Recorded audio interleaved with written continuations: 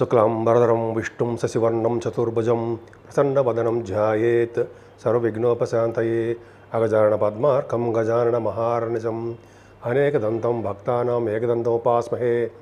ఓం గం గణపతయే నమః. ఓం శ్రీమాత్రే నమః. ఓం శ్రీ గురుభ్యోం నమః.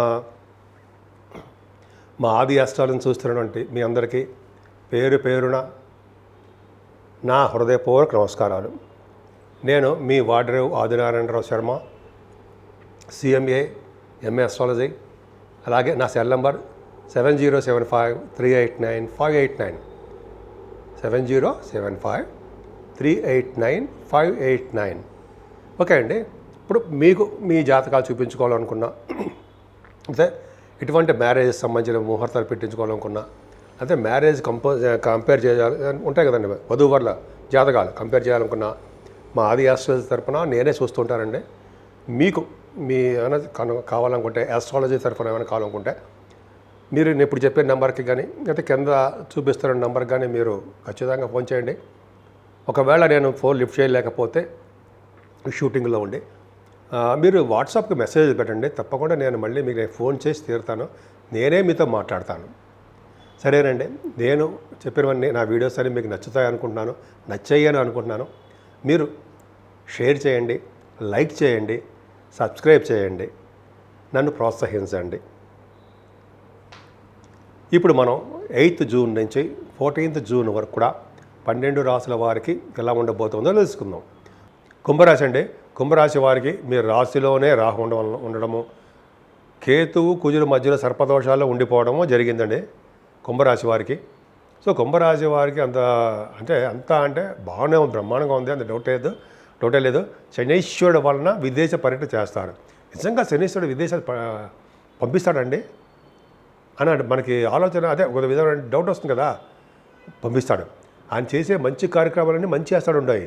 చెడు ఫలితాలు వచ్చినప్పుడు చెడు ఫలితాలు ఇస్తాడు. ఇప్పుడు చూడండి, సెకండ్ భావన ఉన్నాడు. భార్యాభర్తల విషయంలో కానీ, ఫ్రెండ్ సర్కిల్లో కానీ కొద్దిగా మనస్పర్ధలు, తగాదాలు కొద్దిగా ఇవన్నీ వస్తాయి. కుటుంబంలో చిన్న చిన్న ప్రాబ్లమ్స్ ఇవన్నీ రావడానికి అవకాశం లేదు. మరి ఆయన ఇచ్చేవి ఇస్తూ ఉంటాడు.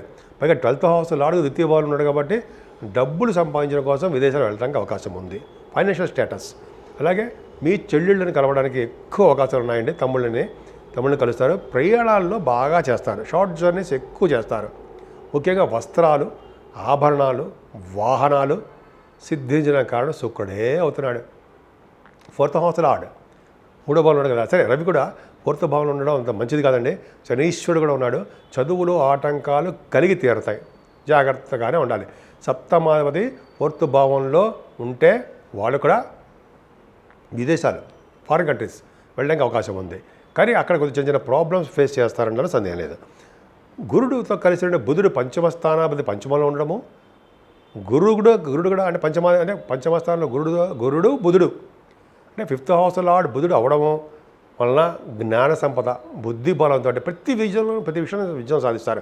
ముఖ్యంగా వ్యాపార రంగంలో బాగా విజయం సాధిస్తారండి. కనర్గళంగా మాట్లాడే శక్తి మీకు ఉంటుంది. ముఖ్యంగా ఇంటర్నేషనల్ ట్రేడింగ్, బిజినెస్లో బాగా రాణిస్తారు. ముఖ్యంగా పుత్రికా సంతాన జననం మీ ఇంట్లో కలగబోతోంది, షూర్. అంతేకాకుండా షూర్ అంటే కాన్ఫిడెంట్ అని చెప్తున్నారండి. ముఖ్యంగా గురు ప్రభావం వల్ల సినిమా రంగం ఉంటుంది సరే, కళారంగంలో ప్రతిభ కనపరుస్తారండి మీరు. సంగీతం, సాహిత్యం, నృత్యం, వీళ్ళు నృత్య కళాకారులకి, సాహిత్య కళాకారులకి మంచి అదృష్టం ఉంటుంది. బంగారు ఆభరణాలు కొనుక్కుంటారు. ముఖ్యంగా రాజకీయ రంగంలో పదవులు ఆశించవచ్చండి. పదవులు కూడా వస్తాయి. ప్రజాసేవ, ప్రజాభిమానం, ప్రజాదరణ నిండుగా ఉంటుంది. ఎక్కడికి వెళ్ళినా మీకు బ్రహ్మాండంగా గౌరవింపడతారు. పంచమ స్థానంలో గురు బుధులు ఉన్నారు కాబట్టి రియల్ ఎస్టేట్ రంగంలో బాగా డబ్బు సంపాదించుకుంటారు. రియల్ ఎస్టేట్ కంటే ముందర స్టాక్ మార్కెట్, షేర్ మార్కెట్లో మీకు అనుభవజ్ఞులు కాబట్టి చెప్తున్నానండి. వాళ్ళకి మాత్రమే బాగా కలిసి వస్తుంది. సప్తమ స్థానంలో కుజుడితో కలిసిన కేతు కరెక్టా కాదు, కానీ మీకు 10th హౌస్ లార్డుగా సప్తమాధిపతిలో ఉండవు కాబట్టి కరెక్ట్. అంటే విదేశ పర్యటన చేయిస్తాడు ఈయన కూడా, కుజుడు కూడా.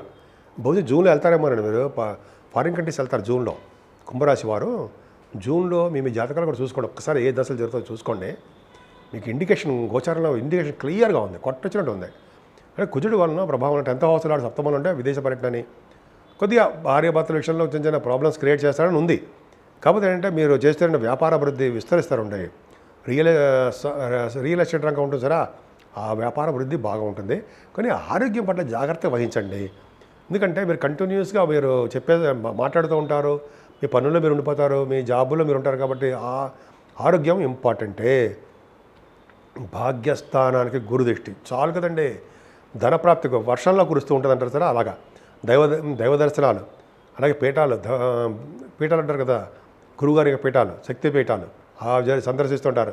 గురువుగారితో మీరు నైమిసారణ్య యాత్ర, నైమిసారణ్యంలో అండి కలి ప్రవేశించని ప్రదేశం ఏది ఉందయ్యా అంటే నైమిసారణ్యం అంట. నైమిసారణ్యం వెళ్ళడం, అక్కడ దైవ దర్శనాలు చేసుకోవడం అద్భుతం అండి. సరే, భాగ్యస్థానంలో గురుదృష్టి ఉండడం వల్ల విదేశ పర్యటన, అలాగే మీ పుణ్యక్షేత్ర దర్శనాలు, ధనప్రాప్తి, మీరు చేస్తున్నటువంటి వ్యాపారాభివృద్ధి దినదిన ప్రవర్ధమానం అవుతూ ఉంటుంది. 10th house lord aspect 10th house. కుజుడు తన ఓన్ హౌస్ చూసుకుంటాడు కాబట్టి సాఫ్ట్వేర్ రంగ ఉద్యోగస్తులకి, గవర్నమెంట్ ప్రొఫెషన్ ఉన్న వాళ్ళకి, రాజకీయ రంగంలో ఉన్న వాళ్ళకి పదవులు దక్కుతాయి, పదవుల్లో ప్రమోషన్ వస్తాయి, మీకు మంచి మంచి పదవులు కూడా వస్తాయి. మీకంటే ఉద్యోగం చేస్తున్న వాళ్ళకి 11వ భావంలో చంద్రుడితో కలిసి, చంద్రుడు 12, 13 తారీఖులో ఉంటాడండి. 11వ భావంలో 12, 13లో ఉంటాడు.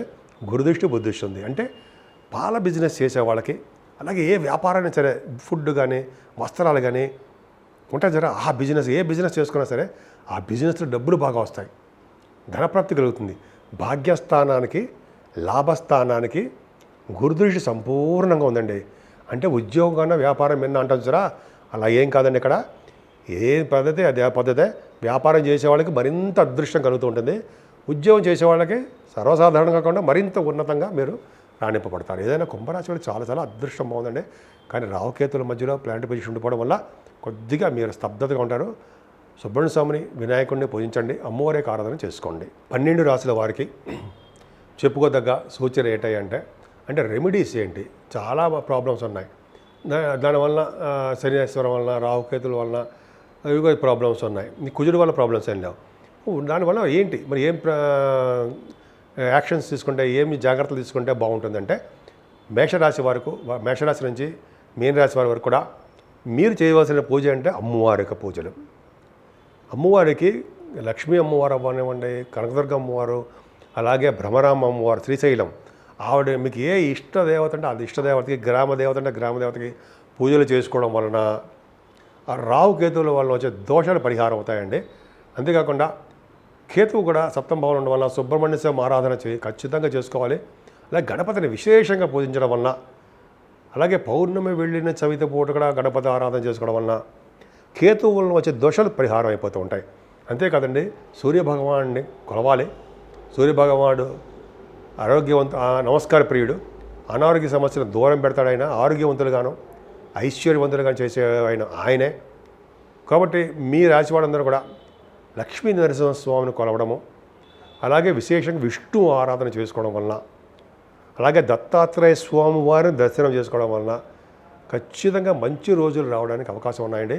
మీరు భార్యాభర్త కలిసి ఉండడము, అలాగే మీ ఉద్యోగాల్లో ప్రమోషన్స్ రావడము, అలాగే మీరు ఏమనుకుంటే ఆ వాటిల్లో ఉన్నతంగా రాణించాలి అంటే మాత్రము దత్తాత్రేయ స్వామి వారిని కొలవడం వలన విశేషమైన సంపదలు మంచి జరగబోతోంది.